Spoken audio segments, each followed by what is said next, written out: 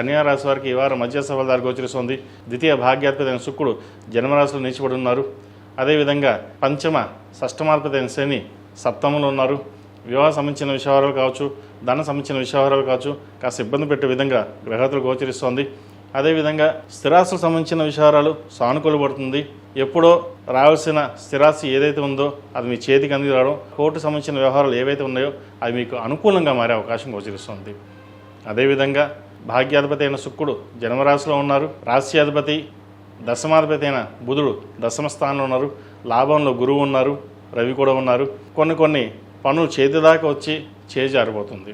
గురుధ్యానం ఎక్కువగా చేయడం, ఆదిత్య హృదయం పఠించడం వల్ల మంచి ఫలితాలు సంప్రాప్తిస్తాయి. ఒక అనాలోచిత నిర్ణయాల వల్ల నష్టపోకుండా చూసుకోవడం చెప్పదగినది. రావాల్సిన ధనం ఏదైతే ఉందో అది మీకు వస్తుంది, కానీ ఖర్చు మటుకి ఎక్కువగా ఉంటుంది. ఆ ఖర్చుల విషయంలో జాగ్రత్త వహించాలి. అదేవిధంగా మీరు సొంతంగా తీసుకున్న నిర్ణయాలు ఏవైతే ఉన్నాయో ఈ వారం అంతగా లాభించదు. ఏదైనా సరే 10 మంది సలహాలు తీసుకుని దాంట్లో ఏది బాగుంటుందో ఆలోచించి నిర్ణయాలు తీసుకోండి, భవిష్యత్తు బాగుంటుంది. వివాహ సంబంధించిన విషయాలు చేదాకా సంబంధం వచ్చి చేజారిపోయే అవకాశం గోచరిస్తుంది. సంబంధ విషయాల్లో కొంత ఆలోచించి జాతక పరిశీలన చేసుకున్న తర్వాతే ముందుకు వెళ్ళండి, తద్వారా మంచి ఫలితాలు ఉంటాయి. అదేవిధంగా వైద్యవృత్తులు ఉన్న వారికి, విదేశాలు వెళ్ళాలనుకున్న వారికి మంచి కాలం బాగుందని చెప్పచ్చు. తృతీయాధిపతి అష్టమాధిపతి అయిన కుజుడు భాగ్యస్థానంలో ఉన్నారు. ప్రభుత్వ పరంగా రావాల్సిన బెనిఫిట్స్ కావచ్చు, విదేశాలకు వెళ్ళాలనే గట్టి నిర్ణయం తీసుకుంటారు.